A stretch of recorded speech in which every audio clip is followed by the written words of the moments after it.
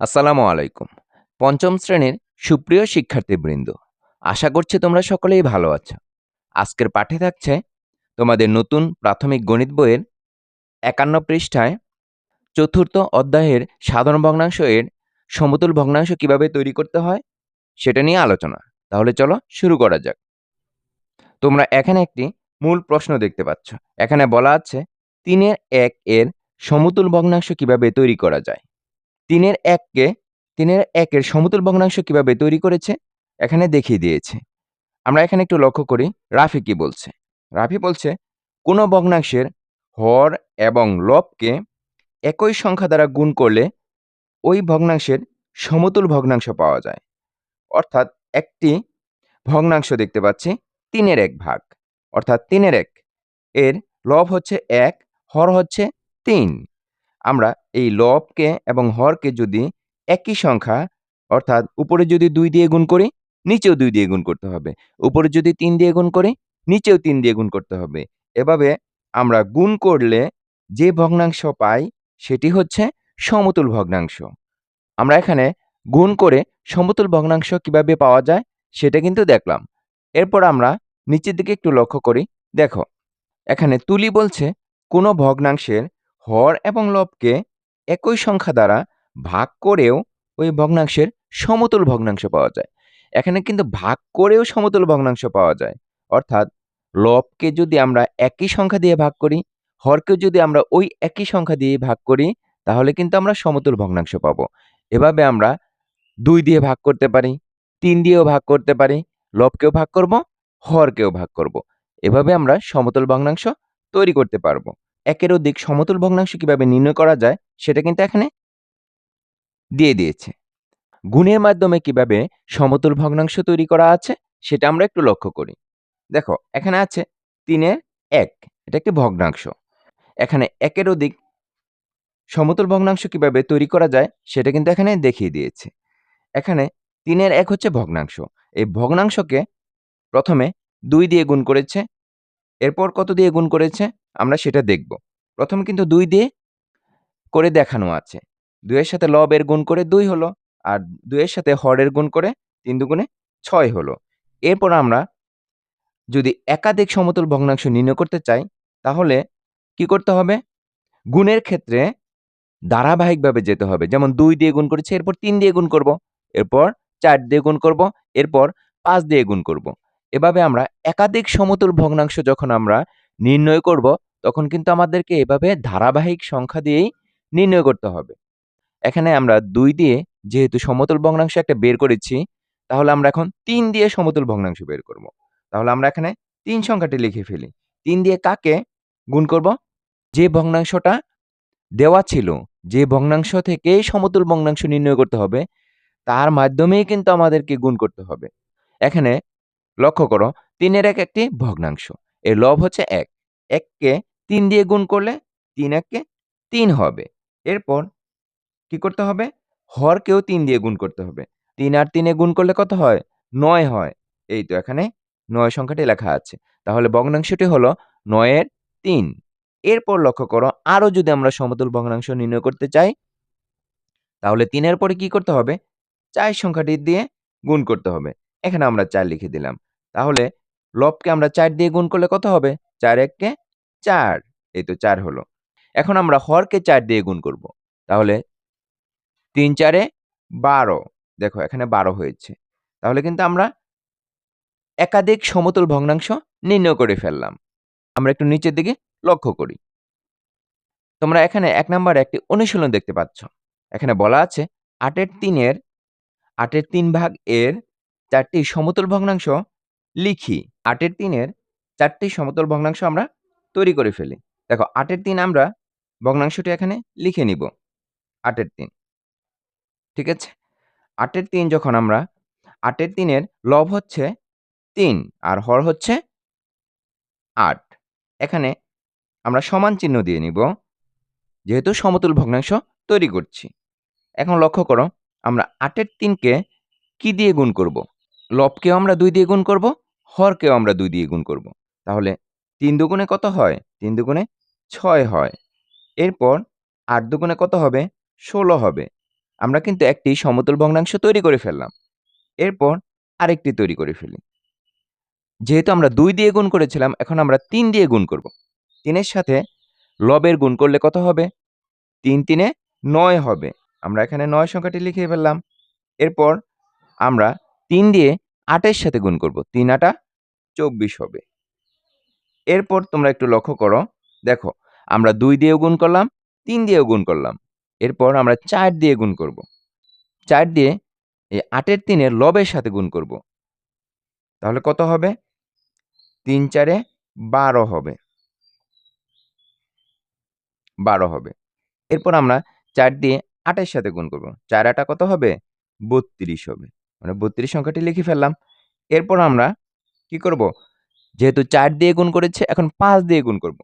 তাহলে ৫ দিয়ে লবকেও গুণ করতে হবে, হরকেও গুণ করতে হবে। ৫ দিয়ে ৩ এর সাথে গুণ করলে কত হবে? ৩ ৫ ১৫ হবে। এখানে আমরা ১৫ লিখে ফেললাম। এরপর ৫ দিয়ে হরকে গুণ করলে কত হবে? হর যেহেতু ৮ আছে, ৫ ৮ ৪০ হবে। আমরা এখানে ৪০ সংখ্যাটি লিখে ফেললাম। আমরা কিন্তু ৪ টি সমতুল ভগ্নাংশ লিখে ফেললাম। দেখো, এখানে বলা ছিল ৪ টি। আমরা ৪ টি সমতুল ভগ্নাংশ লিখে ফেলেছি। আশা করছি তোমরা বুঝতে পেরেছ। এরপর তোমরা একটু নিচের দিকে লক্ষ্য করো। তোমরা এখানে একটি কাজ দেখতে পাচ্ছ। এখানে বলা আছে ২৪ এর ৮ এর সমতুল ১২ এর ৪, ৬ এর ২ ও ৩ এর ১ কিভাবে তৈরি করা যায় তা চিন্তা করি। এখানে কি আছে? ২৪ এর ৮ আছে। একে কি করতে হবে? এই সমতুল ভগ্নাংশগুলো তৈরি করতে হবে। তোমরা এখানে একটু লক্ষ্য করো। দেখো, ২৪ এর ৮ যেহেতু একটি ভগ্নাংশ, এখান থেকে ১২ এর ৪ সমতুল ভগ্নাংশ তৈরি করতে বলেছে। ৬ এর ২, ৩ এর ১। তোমরা একটু লক্ষ্য করো। দেখো, ২৪ এর ৮ একটি ভগ্নাংশ। এখানে লব আছে ৮, হর আছে ২৪। আর এখানে যে ভগ্নাংশগুলো তৈরি করতে বলেছে, সেখানে হর দেখো, হর আছে ২৪ এর জায়গায় ১২, ৬, ৩, তার মানে ছোট হয়েছে। আর লব ছিল ৮, আর সেখানে ৪, ২, ১, তার মানে লবও সবগুলো ছোট। এখানে লক্ষণীয় যে যে ভগ্নাংশ থেকে আমরা সমতুল ভগ্নাংশ তৈরি করব, সেই ভগ্নাংশগুলো লব আর হর যদি ছোট হয়ে যায়, সেক্ষেত্রে কিন্তু ভাগ করতে হবে। সেক্ষেত্রে কিন্তু আমরা আগেই জেনেছিলাম, কোনো সংখ্যার হর এবং লবকে একই সংখ্যা দ্বারা ভাগ করেও ওই ভগ্নাংশের সমতুল ভগ্নাংশ পাওয়া যায়। তোমরা এখানে একটু লক্ষ্য করো। দেখো, এখানে করে দেওয়া আছে ২৪ এর ৮। ৮ হচ্ছে লব, ২৪ হচ্ছে হর। লবকে ২ দিয়ে ভাগ করা আছে, আর ২৪ কেও ২ দিয়ে ভাগ করা আছে। যেহেতু একই সংখ্যা দিয়ে ভাগ করতে হবে, তাহলে ৮ কে ২ দিয়ে ভাগ করলে কত হয়? ৪ দুগুণে ৮, ৪ হয়। আবার ২৪ কে ২ দিয়ে ভাগ করলে কত হয়? ১২ হয়। ১২ দুগুণে ২৪। আমাদেরকে কিন্তু ১২ এর ৪ অংশটি করে দেখানো আছে। এরপর আমরা ৬ এর ২, ৩ এর ১ কিভাবে তৈরি করতে হয়, সেটা কিন্তু আমরা বের করব। এই ২৪ এর ৮ থেকেই কিন্তু আমাদের অন্য ভগ্নাংশগুলো বের করতে হবে। ২৪ এর ৮ এর লব হচ্ছে ৮, হর হচ্ছে ২৪। তাহলে লবকে ৮ কে কত দিয়ে ভাগ করলে ২ হবে? এটা আমাদেরকে চিন্তা করতে হবে। আবার ২৪ কে কত দিয়ে ভাগ করলে ৬ হবে? এটাও কিন্তু আমাদেরকে চিন্তা করতে হবে। একই সংখ্যা যেন হয়। একই সংখ্যা দিয়েই যেন আমরা ভাগ করি। তাহলে ৮ কে যদি আমরা ৪ দিয়ে ভাগ করি, তাহলে কিন্তু ২ হচ্ছে। আবার ২৪ কে যদি আমরা ৪ দিয়ে ভাগ করি, তাহলে কিন্তু ৬ হচ্ছে। তাহলে আমরা এখানে ৪ সংখ্যাটি লিখতে পারি। ৪, এখানেও ৪। তাহলে ৪ দিয়ে ৮ কে ভাগ করলে কত হয়? ৪ দুগুণে ৮, ২ হয়। ২৪ কে ৪ দিয়ে ভাগ করলে কত হবে? তাহলে ৪ ৬ ২৪ হবে। এই তো ৬ পেয়ে গেলাম। তাহলে ৬ এর ২ ভগ্নাংশ পেয়ে গেলাম। এরপর লক্ষ্য করো, তাহলে ওই একইভাবে আমরা পরের ভগ্নাংশটি তৈরি করে ফেলব। কিভাবে করব? এখানে লক্ষ্য করব, লব আছে ৮, হর আছে ২৪। লবকে কত দিয়ে ভাগ করলে ১ হবে? আবার ২৪ কে কত দিয়ে ভাগ করলে ৩ হবে, কিন্তু একই সংখ্যা হবে। হ্যাঁ, ৮ কে যদি আমরা ৮ দিয়ে ভাগ করি, তাহলে কিন্তু ১ হয়। ৮ ১ কে ৮। এখানে ৮ সংখ্যাটি আমরা লিখতে পারি। ২৪ কে যদি আমরা ৮ দিয়ে ভাগ করি, তাহলে কিন্তু ৩ হয়। ৩ ৮ ২৪। তাহলে ৮ সংখ্যাটা আমরা এখানে লিখে ফেললাম। তাহলে কিন্তু আমরা ৩ এর ১ ভগ্নাংশটি পেয়ে গেলাম। আমরা এটাও পেয়ে গেলাম। আশা করছি তোমরা বুঝতে পেরেছ। আমরা কিন্তু ভাগ করে সমতল ভগ্নাংশ তৈরি করতে পারি। এর আগে আমরা গুণ করে সমতুল ভগ্নাংশ তৈরি করলাম, এখন আমরা ভাগ করে সমতুল ভগ্নাংশ তৈরি করলাম। এরপর আমরা একটু নিচের দিকে লক্ষ্য করি। দেখো, তোমরা এখানে ২ নাম্বারে একটি অনুশীলন দেখতে পাচ্ছ।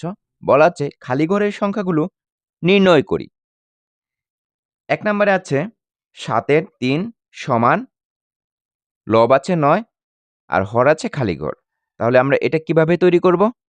আমরা কিন্তু এখানেই অঙ্কগুলো করে ফেলতে পারবো। খাতার প্রয়োজন হবে না। তোমরা যখন ২ নাম্বার অনুশীলনের অঙ্কগুলো করবে তখন কিন্তু তোমরা খাতায় করে ফেলবে। আচ্ছা, এখানে লক্ষ্য করো ১ নাম্বারে ৭ এর ৩ সমান ৯ নিচে খালি ঘর। আমরা প্রথমে লক্ষ্য করব এখানে যে লব ছিল, এখানে যে লব আছে ৩, ৩ থেকে এই পাশের লবটি ছোট না বড়? যদি ছোট হয় তাহলে আমাদেরকে কি করতে হবে? ভাগ করতে হবে। আর যদি বড় হয় তাহলে গুণ করতে হবে।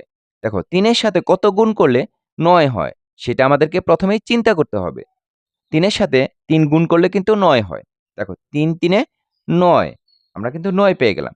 যেহেতু সমতুল ভগ্নাংশ তাহলে উপরেরটার সাথে আমরা লবের সাথে আমরা যে সংখ্যাটি গুণ করব, নিচেও কিন্তু আমরা সেই সংখ্যাটি গুণ করব। আমরা উপরে লক্ষ্য করছি ৩ গুণ হয়েছে। এখানেও কি হবে? ৩ গুণ হবে। তাহলে ৭ এর সাথে ৩ গুণ করলে কত হয়? ৩ ৭ টা ২১। ২১ সংখ্যাটা আমরা লিখে ফেললাম। আমরা ১ নাম্বার অঙ্কটি কিন্তু করে ফেললাম। এরপর ২ নাম্বারটি লক্ষ্য করো। দেখো, এখানে দেওয়া আছে ৯ এর ৫ সমান উপরে খালি ঘর, নিচে ১৮। আমরা নিচেরটা একটু লক্ষ্য করি। দেখো, হর কিন্তু দেওয়া আছে। তাহলে ৯ থেকে ১৮ কিন্তু বড়। তাহলে কি করতে হবে? গুণ করতে হবে। ৯ সাথে কত গুণ করলে ১৮ হয়? ৯ সাথে ২ গুণ করলে ১৮ হয়। আমরা ২ সংখ্যাটি গুণ করে দিলাম। ৯ দুগুণে ১৮। তাহলে আমাদেরকে এখানেও কিন্তু ২ গুণ করতে হবে। এখানে কত গুণ করতে হবে? ২। ৫ দুগুণে ১০ হবে। আমরা ১০ সংখ্যাটি এখানে লিখে ফেললাম। আমরা ২ নাম্বারটিও করে ফেললাম। তোমরা ৩ নাম্বারটি লক্ষ্য করো। দেখো ৩ নাম্বারে কি বলা আছে? ২১ এর ৭। ২১ এর ৭ একটি ভগ্নাংশ সমান সমতুল ভগ্নাংশতে কি দেওয়া আছে? উপরে আছে ১, নিচে আছে খালি ঘর। তাহলে লব কিন্তু ১ দেওয়া আছে। আর এখানে কত ছিল লব? ৭ ছিল। তাহলে কমে গেছে কিন্তু। তাহলে কি করেছে? ভাগ করেছে। ভাগ করার কারণে কিন্তু কমে যায়। তাহলে এখানে ৭ থেকে ১ হলো মানে ৭ দিয়ে ৭ কে ভাগ করা আছে। আমরা যখন এভাবে বুঝার জন্য ৭ দিয়ে ভাগ করব, আমরা ৭ দিয়ে ভাগ করলে কত হবে? ৭ অক্কে ৭। তাহলে ২১ কেও কি করতে হবে? ৭ দিয়ে ভাগ করতে হবে। ৩ ৭ কত হবে? ২১ হবে। তাহলে ৩ লিখতে হবে। তাহলে ৩ এর ১। এটি হচ্ছে ২১ এর ৭ এর সমতুল ভগ্নাংশ।